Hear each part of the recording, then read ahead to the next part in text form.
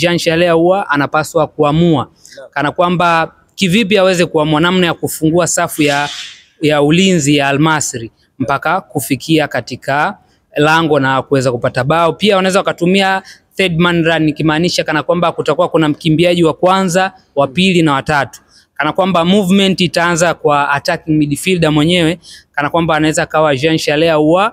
Pia winga mzuri anaweza katumika Elie Mpanzu, atacheza kama third man run, kana kwamba Mpanzu anaweza akaipiga, either itategemea kwamba aanze Ateba au Mukwala, ambaye Mukwala au Ateba kati ya wawili ndio atakuwa second man running, sio, naelewa, mtu wa pili kukimbia katika eneo la mpinzani. Kana kwamba Jean Charles Ahoua anatakiwa apige pasi ambayo itamfikia Ateba au Mukwala alafu airudishe, umeona? Akishairudisha kwa attacking midfielder atabidi apige mbele, apige penetration pass ambayo itaenda mbele, kana kwamba ile ambavyo amempigia Ateba lazima atadistract ile safu ya ulinzi, kana kwamba lazima watasogea, umeona?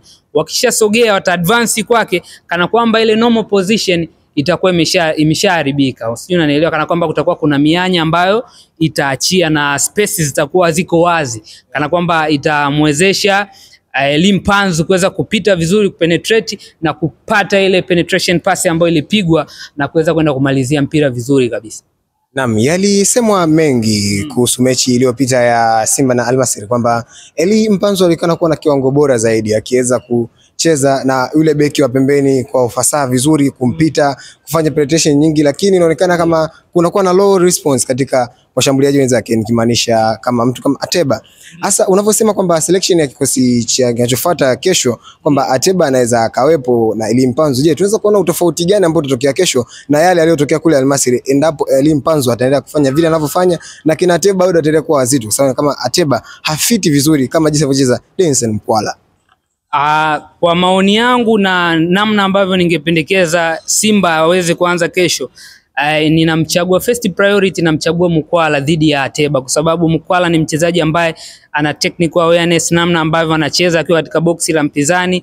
Pia ni aina washambuliaji ambao tunawaita pocha, kana kwamba yeye ni muindaji pale, anaweza akawinda vizuri na akaweza kusababisha mabao, namna ambavyo ana receive mpira first touch yake, namna ambavyo anaweza akagusa mpira na ukaingia katika wavu wa mpinzani. Sasa Mukwala ni mzuri, umeona uamuzi wake huo unakuwa ni mzuri, na namna ambavyo anaweza akawatoka mabeki na kuweza kwenda kusababisha magoli, kwa sababu ukiangalia Al Masry ni aina ya timu ambayo inapenda sana kukaa nyuma, inapenda sana kucheza low block. Sasa ukikutana na timu ambayo inacheza low block, kana kwamba inakuwezesha wewe hapo kuweza kupossess mpira kwa kubwa kiujumla, kana kwamba sasa wanachopaswa wao Simba kufanya sio tu kushangilia kwamba wana possess mpira kwa ukubwa, lakini kivipi waweze kuifungua ngome ya mpinzani, umeona?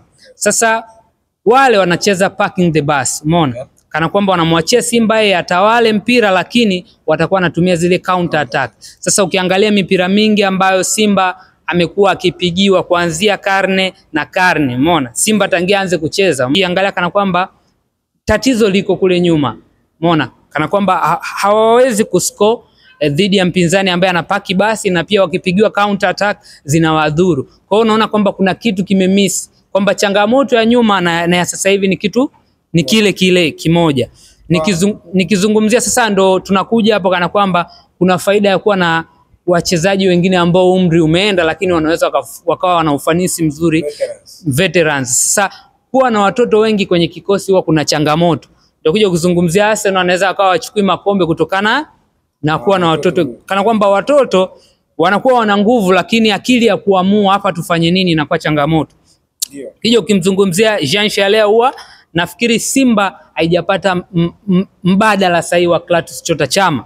Ukizungumzia kuwa mbadala sahihi, kana kwamba Chama alikuwa, ukiangalia kwanza majukumu sahihi ya attacking midfielder, nikizungumzia namba 10, kazi yake ni kutoa pasi, sijui unanielewa, na yeye kazi yake ni kupush mashambulizi kwenda mbele. Lakini ukiangalia Jean Charles Ahoua ana uwiano mzuri katika kufunga kumzidi Chama, lakini kwenye kucreate ndo changamoto. Lakini ukiangalia hapo, hayo sio majukumu yake, kufunga sio majukumu ya Jean Charles Ahoua, ile inatokea ikibidi kuassist. Sasa ukija ukizungumzia Clatous Chota Chama, kazi yake mama ambayo inampaswa attacking midfielder kufanya alikuwa anaifanya. Cha kwanza kukaa na mali mguuni, umeona?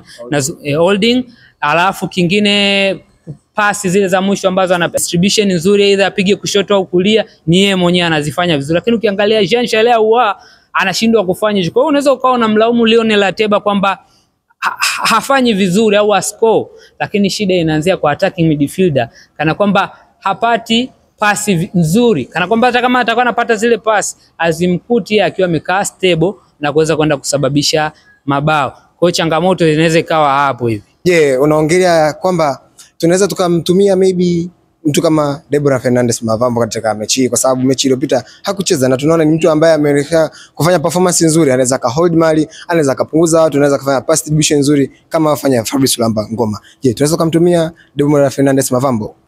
Naam, ukizungumzia kumtumia Deborah Fernandez Mavambo, kana kwamba unatakiwa uelewe ukiwa unachagua kiungo, umeona, kiungo wakati unataka uangalie pia kwenye mechi unaenda kufanya nini, either kama ni labda Simba hii mechi anahitaji mabao mengi, hahitaji kufungwa. Kwa hiyo ukiangalia Deborah Fernandez Mavambo, yeye sio defensive midfielder, yeye ni holding midfielder. Yani kana kwamba ni yule midfielder ambaye anakuwa ni mzuri akiwa ana mali mguni. Lakini hawezi kuwa mzuri pasipokuwa na mali, umeona? Lakini ukizungumzia Fabrice Ngoma ni mzuri akiwa na mali au asipokuwa na mali, anakaba, umeona, kana kwamba yule ana uwezo wa kudefend pale ambapo anaweza kapokonywa mpira. Kwa hiyo itategemea na mbinu ya wapinzani ambao watakuwa wamejipanga nao, lakini mimi nafikiri Fabrice Luamba Ngoma ukiangalia takwimu zake pia amecheza sana hii michuano, kwa hiyo ana awareness, sio kwamba ni michezo ambayo inamletea shida. Pia anatakiwa aanze yeye, alafu Deborah Fernandez Mavambo kama itatokea jamaa anaweza akashindwa katika kipindi cha pili, anaweza akaingia na kaweza kafanya bora zaidi uwanjani. Last but not least, tumezungumzia safu ya ushambuliaji ya Simba na safu ya kiungo. Je, hakuna makosa ambayo yanafanyika katika safu ya ulinzi? Kwa sababu imekuwa ikizungumziwa kwamba sana Simba anatengeneza mashambulizi, lakini yale mashambulizi yanashindwa kugeuka kuwa magoli.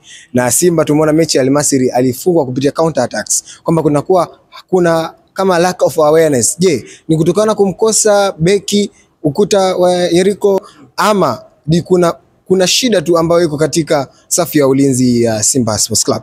Ukiangalia mifumo ambayo anaitumia kocha Faldu Davis ndio inayowaathiri wachezaji wake. Kwa hiyo unaweza ukasema labda kwenye safu ya ulinzi ndio yenye changamoto, lakini ukiamwangalia kocha mwenyewe ndio unaweza kukuta yeye ndio anaeleta changamoto kutokana na mbinu ambazo anazitaka na formation ambazo anaziweka. Sasa ukiangalia mara nyingi Simba anaposhambulia wengi huwa hadi mabeki unakuta wana advance kwenda mbele. Sijui unanielewa? Ndio maana ukija ukiangalia vizuri kuna pengo lile la Eno Kinonga kama alijazibwa, kwa sababu ukiangalia alikuwa na uwezo sana wa kuzuia vizuri pale. Endapo kama zikapigwa counter attack, lakini Simba huwa wanachoharibu ni kumwacha labda mshambuliaji wa Al Masry anafanya maamuzi kwenda golini kwa sababu Simba washagundua tunapigia mbali. Na udhaifu wa Kamara ni chini kwenye miguu, sio juu. Kamara ukipiga mipira juu lazima atadaka, lakini chini hawezi kudaka. Ni tofauti na Djigui Diarra. Ukimwangalia Diarra ukipiga chini lazima atazuia either kwa miguu au either ni kwa mikono, lakini ukimpigia juu udhaifu wake ndio unakuwa hapo.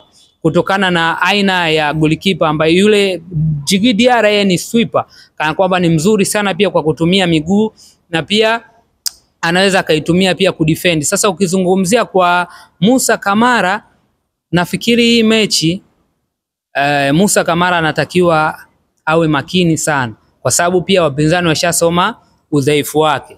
Na ukija ukiangalia aina ya huyu mpinzani ambaye Simba anaenda kukutana naye, ni mpinzani mgumu kutokana na namna ambavyo amefanya. Ndio maana mimi nilishangani kwa namna gani Simba alipoteza mchezo kule Misri, kupigwa chuma 2. Umeona? Kana kwamba Al Masry wao ni wazuri sana kwenye kuzuia.